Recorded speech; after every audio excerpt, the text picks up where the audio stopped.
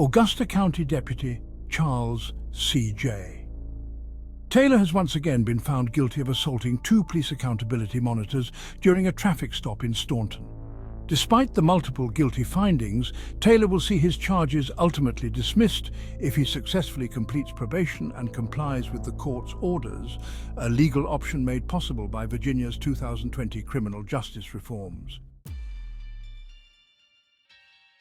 The case stems from an August 2022 traffic stop where Taylor confronted Antwhon suitor and Chris Shifflett, two local accountability monitors who were filming the encounter. Their video footage became pivotal in both the original trial earlier this year and the circuit court ruling on October 10th. The footage clearly showed Taylor's aggressive actions as he assaulted both suitor and Shifflett, resulting in a second guilty ruling by a Staunton Circuit Court Judge. Though Taylor pleaded not guilty, the video evidence left little doubt about his actions. But instead of facing a conviction and lifelong criminal history, Taylor will undergo probation under the state's deferred disposition program, which offers first-time offenders an opportunity to avoid a criminal record if they comply with the court's conditions. If Taylor successfully completes probation, the charges will be dismissed. However, any violations could lead to the court entering a formal conviction against him, and if he violates the terms of his deal, he could face jail. This outcome reflects a complex issue at the heart of Virginia's criminal justice reforms. These reforms, which were intended to help non-violent offenders avoid incarceration and reduce long-term impacts of a criminal record, have now been applied to a law enforcement officer found guilty of violent conduct. Taylor is benefiting from reforms that were strongly opposed by many law enforcement officials, including his own department. Sheriff Donald Smith, who continued to use taxpayer money to pay Taylor through his trials, has been criticized for not taking disciplinary action. Throughout both trials, Taylor remained on paid leave, sparking frustration among community members who argue that the sheriff's office should be held to a higher standard of accountability. Public salary records confirm that Taylor has received his full salary during both his legal battles, a move seen by many as undermining efforts to ensure accountability in law enforcement. Adding to this tension is the fact that the Augusta County Sheriff's Office has yet to fully implement body cameras, a key reform that advocates argue could prevent incidents like the one involving Taylor.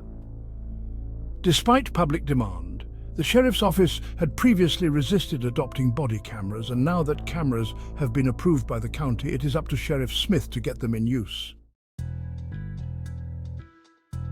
The deferred disposition ruling is a direct result of reforms passed by the Virginia General Assembly in 2020, which expanded this legal option to include non-drug-related offences. These reforms are part of a broader effort to provide rehabilitation opportunities for first-time offenders, allowing them to avoid the lifelong consequences of a criminal record.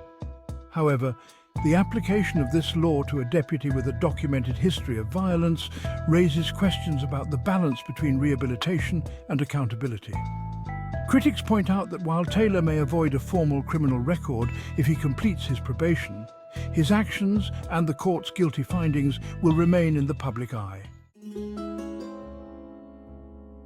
In today's digital age, the guilty ruling, along with the video footage of his actions, will be readily accessible online, ensuring that future employers, victims, and the public can easily discover his history of misconduct.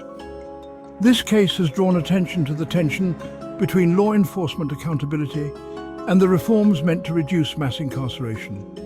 While criminal justice reform advocates have worked to expand access to programs like deferred disposition, Taylor's case illustrates how these laws can be applied to individuals whose conduct may not align with the original intent of the reforms. As the community continues to push for greater transparency and reform within law enforcement, particularly regarding the use of body cameras, Taylor's case serves as a reminder of the ongoing challenges in holding law enforcement accountable. The broader implications of this case will likely continue to fuel debate as advocates push for reforms that not only protect individuals from unjust penalties, but also ensure that law enforcement officers are held to the same standards as the citizens they serve. While Deputy Taylor may avoid a formal conviction, his guilty finding ensures that his actions will not be easily forgotten. The digital record of his misconduct will remain, serving as an important tool for future victims and advocates looking to establish patterns of behavior in law enforcement officers. As this case moves forward, Breaking Through News will continue to provide updates on the outcome of Taylor's probation and the ongoing discussion around police accountability and reform in Augusta County.